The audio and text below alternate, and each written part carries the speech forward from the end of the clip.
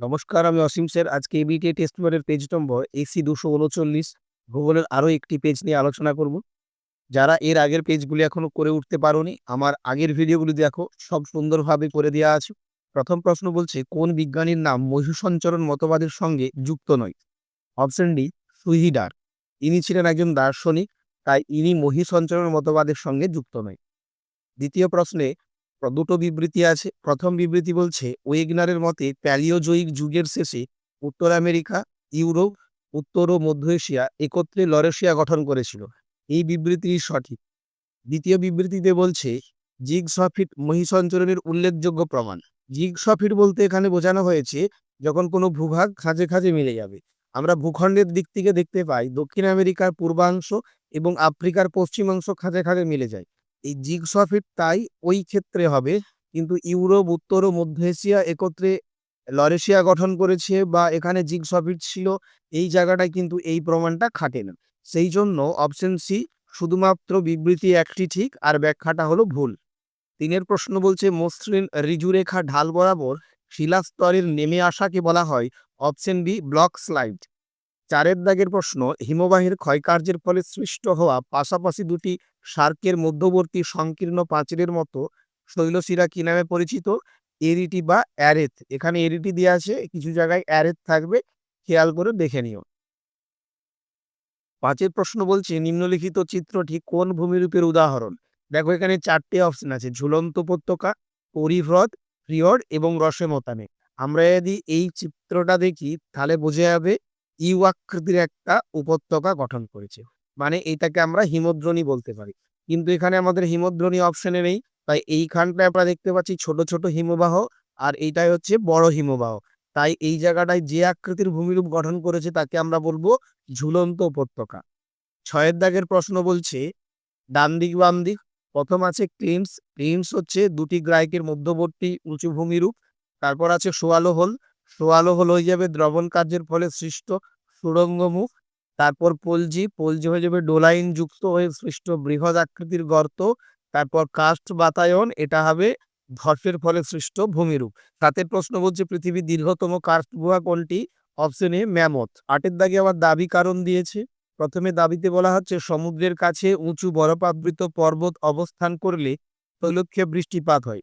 কারণ হিসাবে বলা হচ্ছে, সমুদ্র থেকে আগত জলীয় বাষ্পপূর্ণ বায়ু বরফাবৃত পর্বত গাত্রে বাধা পেয়ে পর্বতের গা বেয়ে ওপরে ওঠে এবং শীতল ও ঘনীভূত হয়ে প্রতিবাদ ঢালে বৃষ্টিপাত ঘটায়। এই ব্যাখ্যাটি হলো সঠিক।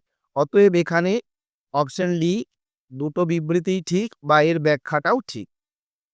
নয়ের প্রশ্ন, বায়ুমধ্যস্থ জলীয় বাষ্প ভাসমান ধূলিকণাকে আশ্রয় করে ঘনীভূত হয়ে ভূমি সংলগ্ন হয়ে ভাসতে থাকে, একে বলা হয় কুয়াশা। 10এর দাগে মহীঢালের একটি বৈশিষ্ট্য হলো? অপশন বি, এখানে স্থলবিধৌত আবর্জনার সঞ্চয় দেখা যায়। 11 দাগে ড্যাশ অঞ্চলে খনিজ তেল পাওয়া যায়? Option D, মহীঢাল। 12 দাগ, আটলান্টিক মহাসাগরের সমুদ্রপৃষ্ঠের উষ্ণতা, এখানে গড় উষ্ণতা হবে, গড় তোমরা বসিয়ে নেবে, অপশন এ 16.9 ডিগ্রি সেলসিয়াস। 13 দাগে তুরস্কের ভ্যান হ্রদের জলের লবণতার পরিমাণ কত? 330 সহস্রাংশ। এই চিহ্নটাকে সহস্রাংশ বলে, তোমরা যদি না জেনে থাকো জেনে নাও।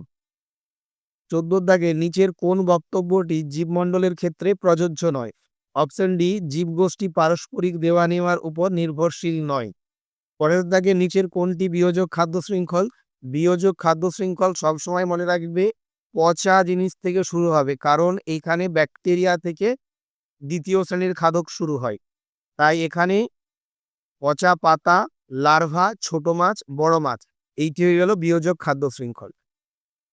16 দাগের প্রশ্নে বলছি, ভারতের 2011 সালের তথ্য অনুযায়ী গড় সাক্ষরতার হার কত? 74.04%। 17 দাগে আবার বিবৃতি কারণ দিয়েছে। দাবিতে বলা আছে, কোনো নির্দিষ্ট এলাকায় মোট জনসংখ্যা ও মোট জমির পরিমাণকে জনঘনত্ব বলা হয়। কারণে বলা আছে, মোট জমিতে কতজন বসবাস করে তার ভিত্তিতে জনঘনত্ব নির্ণয় করা হয়। এখানে কারণ এবং ব্যাখ্যা দুটোই হলো সঠিক, অর্থাৎ অপশন সি। 18 দাগে জনসংখ্যার ঋণাত্মক বৃদ্ধি দেখা যায় কোথায়? এখানে যে সমস্ত অপশন আছে তার মধ্যে জাপানে। ঋণাত্মক বৃদ্ধি বলতে জনসংখ্যা বাড়ার জায়গায় কমে যাওয়া। 19 দাগ, পরিব্রাজন সব থেকে বেশি ঘটে গ্রাম থেকে শহরে। 20 দাগে কোনো দেশের নির্দিষ্ট সময়ে জন্মহার ও মৃত্যুহারের পার্থক্যকে বলা হয় স্বাভাবিক জনসংখ্যা বৃদ্ধি। 21 দাগে শুষ্কবিন্দু বসতি দেখা যায় বন্যা প্লাবিত অঞ্চলে। শুষ্কবিন্দু বসতি বলতে বা যে সমস্ত অঞ্চলে প্রচণ্ড বন্যা হয় সেই সমস্ত অঞ্চলে দেখবে অপেক্ষাকৃত উঁচু জায়গাতে মানুষ বসবাস শুরু করে, এটাকে বলা হয় শুষ্কবিন্দু বসতি। আর এর ঠিক উল্টোটা হয় জলবিন্দু বসতি। উল্টোটা বলতে না, যে সমস্ত অঞ্চলে খরা রয়েছে সেই খরাপ্রবণ অঞ্চলে মানুষ শুধুমাত্র জলের সন্ধান বা জলের উৎসকে কেন্দ্র করে বসবাস করে, এটাকে বলা হয় জলবিন্দু বা আর্দ্রবিন্দু বসতি। 22 দাগে বলছে নিচের দেওয়া বিকল্পগুলি থেকে গ্রামীণ বসতি সম্পর্কে সবথেকে উপযুক্ত বিকল্পগুলি বেছে নাও। কি কি বিকল্প দেওয়া আছে আমরা দেখে নেব। প্রথম বলছে বসতিগুলির অবস্থান ও বিন্যাসের চরিত্র মূলত প্রাকৃতিক পরিবেশের দ্বারা নিয়ন্ত্রিত হবে। অবশ্যই এটি ঠিক। তারপর বলছে গ্রামীণ বসতিগুলির আয়তনে অনেক ছোট হয়। এটিও ঠিক। তারপর বলছে 70% বেশি পুরুষকর্মী কৃষিকাজের সঙ্গে যুক্ত। এটিও ঠিক। তারপর আছে রাস্তাঘাট সাধারণত পাকা ও উন্নত হয়। এটি ভুল। অতএব অপশন এ 1, 2, 3 সঠিক। 23 দাগে প্রশ্ন বলছে পৌরবসতির মানদণ্ড কি কি? পৌরবসতির মানদণ্ড কি কি? এখানে যে সমস্ত অপশন আছে তাদের মধ্যে এইটি। অপশন বি, ন্যূনতম জনসংখ্যা 5000 হতে হবে, জনঘনত্ব প্রতি বর্গ কিমিতে 400 জন হতে হবে। 24 দাগে কয়েকটি ব্লক বা থানা নিয়ে গঠিত হয় মহকুমা। তারপর আবার 25 দাগে ডান দিক বাম দিক দিয়েছে। বলছে গোষ্ঠীবদ্ধ জনবসতি শিল্প ও কারখানাকে কেন্দ্র করে গড়ে ওঠে, রৈখিক বসতি গড়ে ওঠে পাকা রাস্তা এবং রেল লাইন। এখানে রেল লাইন অপশন নেই, মনে রাখবে রেল লাইন। তারপর আছে জলবিন্দু বসতি, এটা শুষ্ক মরুদ্যানকে কেন্দ্র করে গড়ে ওঠে, আমি এই আগের প্রশ্নে বললাম। আর বিক্ষিপ্ত বসতি কোনো স্থানের যোগাযোগ ব্যবস্থা অনুন্নত হলে ছড়িয়ে ছিটিয়ে বসবাস করে।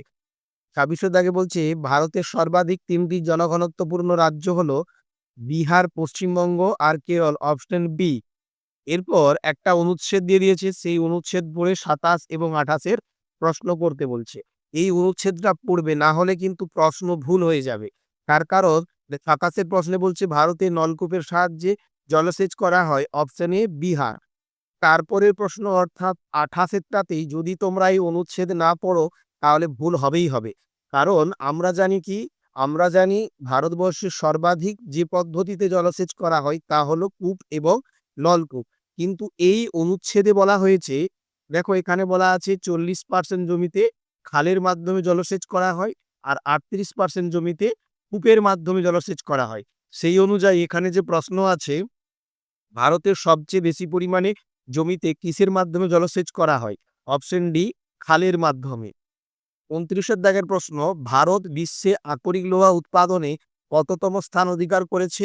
চতুর্থ। আবার ডান দিক বাম দিক আছে। শ্বেত বিপ্লব, ভার্গিস কুরিয়েন, কৃষ্ণ বিপ্লব। কৃষ্ণ বিপ্লব খনিজ তেলের সঙ্গে যুক্ত, সবুজ বিপ্লব হচ্ছে কৃষি উৎপাদনের সঙ্গে যুক্ত, নীল বিপ্লব হচ্ছে মৎস্য চাষের সঙ্গে যুক্ত। সেই অনুযায়ী অপশন সি। 31 দাগের ভারতের ড্যাশ কৃষি পদ্ধতিতে কৃষিকাজ করা হয়? ভারতের কৃষি হলো নিবিড় জীবিকা সত্তাভিত্তিক কৃষি। 32 দাগে আছে পৃথিবীর দীর্ঘতম রেলপথ কোনটি? ট্রান্স সাইবেরিয়ান রেলপথ। 33 দাগে প্রশ্ন বলছে আন্তর্জাতিক বাণিজ্যের ক্ষেত্রে সর্বাপেক্ষা সাশ্রয়ী পরিবহন কোনটি? জলপথ পরিবহন। এবার একটা মানচিত্র দিয়ে দিয়েছে, এই মানচিত্র থেকে প্রশ্ন হবে 34টা।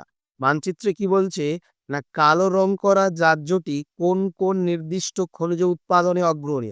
কালো রং বলতে এই অংশটাকে বোঝানো হয়েছে। এই অংশে কি কি কয়লা, আকরিক লোহা সর্বাধিকভাবে পাওয়া যায়। তারপর লাস্ট প্রশ্ন বলছে মানচিত্রে বি চিহ্নিত স্থানটি শনাক্ত করো এবং এখানে প্রধান ফসল কি? মূলত এটা বর্ধমানকে ইন্ডিকেট করা হয়েছে। দেখো এই অংশটা, এখানে সব থেকে বেশি কি হয়? ধান চাষ। সকলে ভালো থাকবে, সুস্থ থাকবে, মন দিয়ে পড়াশোনা করো। পরের পেজ আমি শীঘ্রই আপলোড করছি। ধন্যবাদ।